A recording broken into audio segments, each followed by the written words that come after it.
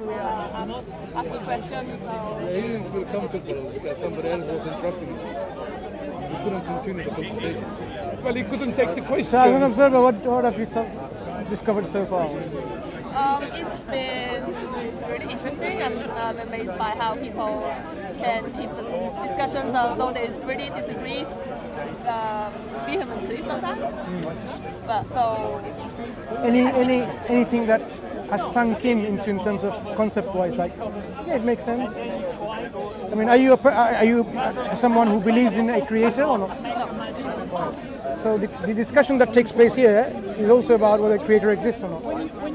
Why have you taken this position yourself? Is that after a lot of thinking and contemplation that there is no creator? I would say it's based on evidence. I mean, I don't see evidence of the existence or non-existence of a creator. So if you ask me if I do believe that there's not a creator, I would say no. If I believe that there is a creator, I would say no either, because there's no evidence one way or another. So there is not enough or sufficient evidence to make you accept that there's a creator. Yeah, I mean, What evidence do you think will convince you? well, usually you cannot just say a thing and make it. I mean, evidence is something that logically works. Yeah. So what evidence do you think will be absolutely convincing to you that yes, now I understand the creator certainly exists? Something that fits with the logic. An example? For example, if A equals B, B equals C, A equals C. You know, something that's logical. So if we were to show logically that this universe must have originated from a cause which is uncaused, that's A equals B. What does cause This universe that we are in, this universe, the reality that we are in, Okay. yeah. Do you think it came from absolute nothingness at one point? Is it possible? Is it possible it comes from nothingness? Is it rational and is it reasonable and logical to say this universe can come from nothingness, absolute nothingness, which is the absence of everything?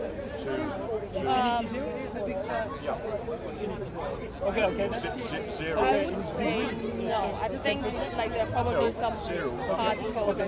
Look, like that itself is a question that I don't know the answer to. So I can't say I think it is that way. Like, But if you carry on investigating this and exploring this question, you will come to the realization that absolute nothingness, which is the absence of energy and absence of everything, cannot bring about this universe. Yeah, so it's like it should have something, but if it's not... If this is the case, where you cannot have an option of the universe being originated from absolute nothingness, you are left with one rational option. There was always something. Okay.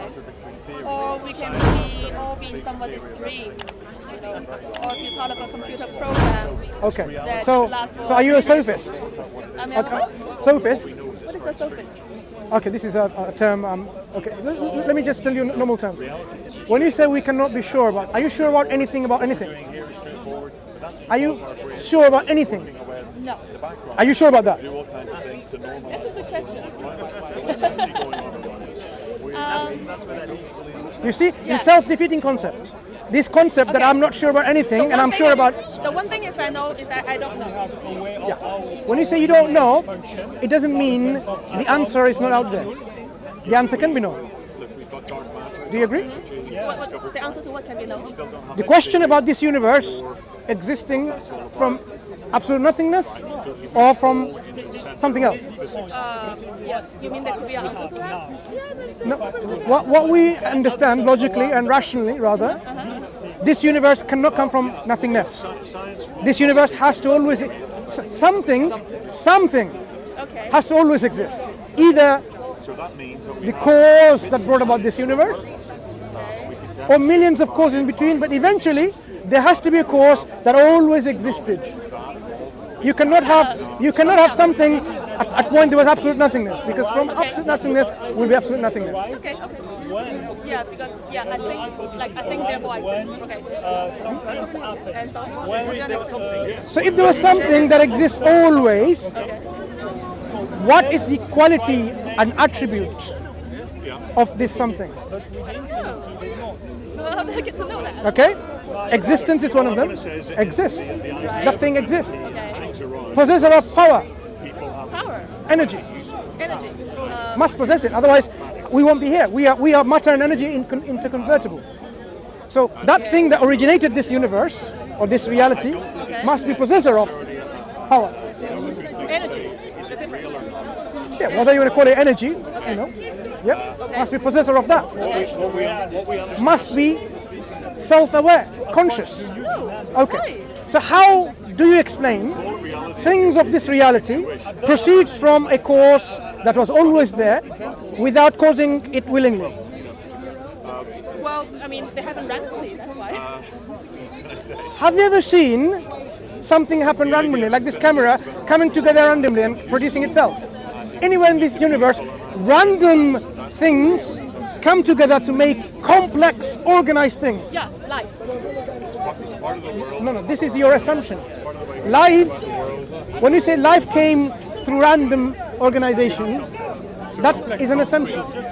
You have no evidence to back this up, because this is a belief of people that it came like this. I think they made something like they put life into some small little bit of protein by stimulating electricity through them. That's what the scientists recently managed to make. No.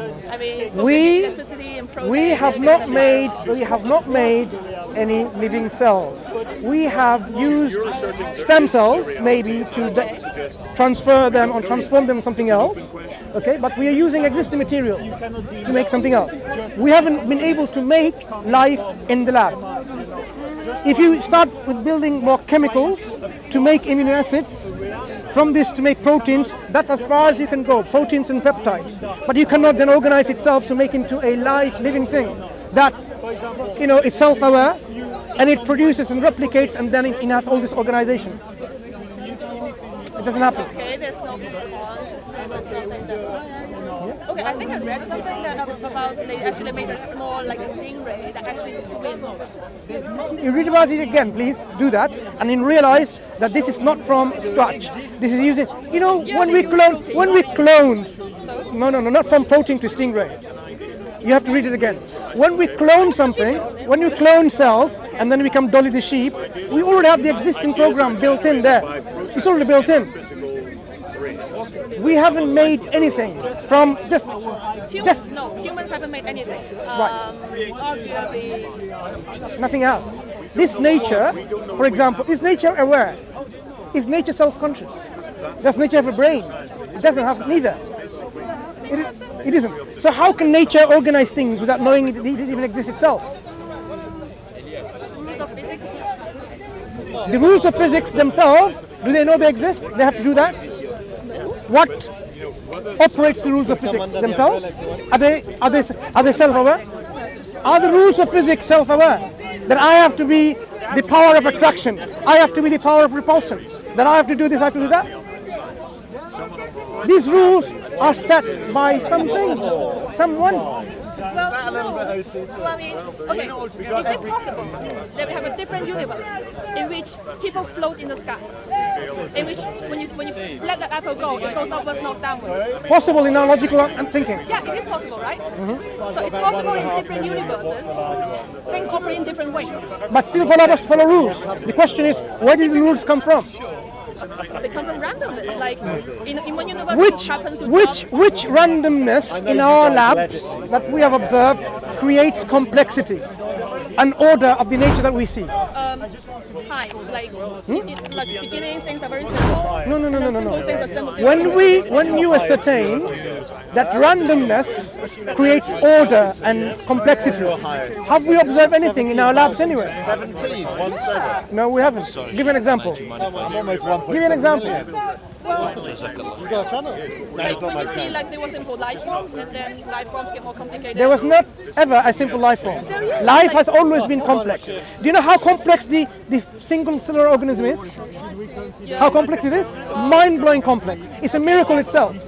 When we have all these organelles within the cell, right? The lysosomes, the Golgi bodies, the mitochondria. All of this, they're not simple things. They organize each other, they communicate with each other. That's not simple. That's not you. Well, it's relative, right? Like It's not relative. Like you are made of a million cells. But one cell is one cell. That one cell that we're talking about, any single cellular organism, it's not simple. It's such a complex thing, you cannot imagine that can come by randomness. Let me give you an example. Imagine you have the amino acids, chemicals, come together and made peptides, and they made proteins, right? That protein somehow became self-aware. And they say, oh, we need to now... Proteins are not self-aware. Okay, so if they're not self-aware, what happens to them? Do they need to know how they need to replicate? I don't. You don't need to be self-aware to replicate. Okay. I So mean, would they replicate? Because one of the properties of life is replication. Okay. Not self-awareness. Okay, replication. So do they know that they have to replicate the proteins? Then what happens to them? They replicate. Then they will not replicate. They do. If they replicate, how do they replicate? Well, how about we break down two things on a lower level? I mean, proteins are made of A grain of salt like dangled in atoms. salt water will So get bigger I mean, without any atoms self-awareness. meet an atom, and the atoms meet and they connect. No, They- How do they connect with each other? By physical force. No, I think it's that just physical a force weak came from force where? or strong force. Well, it's just there. See, your explanation is just there. But if we said the creator is just there, you would not accept that explanation. Well, see, like We have to be consistent in our approach. Just there, if that is an explanation which you accept for yourself, the creator of the universe is just there. It's also an explanation. I think that, yeah, but like the notion of a creator is impossible to prove nor disprove. That's the problem. No, it's not that difficult. You see, It's when not we that it has to be when we created. It doesn't have to be a when, creator. when we talk about this universe demonstrates the effects of the originator of this universe. It demonstrates it. Which one? The laws that are within it, the organization that is within it, the complexity and the organization within the complexity demonstrate that. When you look at a painting, a beautiful painting, right? A painting with buildings, windows and doors, and a number saying number 10 Downing Street, right? And there's a picture of human beings standing in front of it. You look at the painting and you say, it's possible randomness. Random acts of ink, paint, brushes, or whatever came together over millions and billions of years, and it produced that painting. It's possible, right? Isn't Yeah, it's it? possible. Like 1,000 monkeys. Do you buy that? hiking a Do you buy pipe. that? Yeah. So it's possible that particular picture could have been done by randomness, by I mean, isn't it chance. calculated? Yeah, isn't it calculated like the 1,000 monkeys, if they pipe for a million years, they can pipe up a Bible? impossible. Like, I mean, mathematically, if a million monkeys pipe for I don't know how many million years, they can end up having a Bible. I mean, it's just chance. I mean, it's No, just no. combination of We letters. are misunderstanding mathematics here. Misunderstanding mathematics. Misunderstanding huge gap in our mathematics. Okay, so we leave it there. But as Muslims, what we invite you to is to think about the Quran, read it, and reflect on it. Because this Quran that we believe is a guidance from this creator, this originator, which gives us answers to the question that we're asking. Is there a creator? Is there... Even more that Islam Look at that. Even before asking, this is a translation of the Quran. Oh, yeah, All for you. No, thank you. I actually have a copy. You have a copy. That's good. No problem. Thank you for that. Anyway, read and reflect and see what it says about this reality. What it says about your life, our life, what it says about what's going to happen after we die. It's only one. And It's only those you can see whether it is congruent with your heart and your mind. If it is, accept it. Okay? Take care. Okay, take care. Okay. Right. We have to go. Thank you. What if you were dying from thirst and hunger? Would you give your iman up, your faith up, in order to survive? Probably not. Probably not. Because you'd rather die in hunger and thirst than give up your religion, right? This is how much we value our faith. It's priceless. Brothers and sisters, let me introduce you to Norway. This is a European country where the vast majority of people have become irreligious. There are 200,000 Muslims of a population of about 5 million, and most of these 200,000 Muslims have no idea how to explain Islam to their non-Muslim friends and neighbors. But that needs to change. Allah sent His messenger to call people to eternal success. And that is why Muslims in Norway are now establishing a masjid and Dawah center to enhance the Norwegian Dawah. But they cannot do this alone. We need to support them. If you donate to this cause, you will inshallah reap the rewards of thousands of Muslims coming back to Islam, and many of those will become du'at and invite to Islam. You will share in the reward for all those shahadas and good deeds to come, inshallah. So click the link and donate now and share the video for extra reward.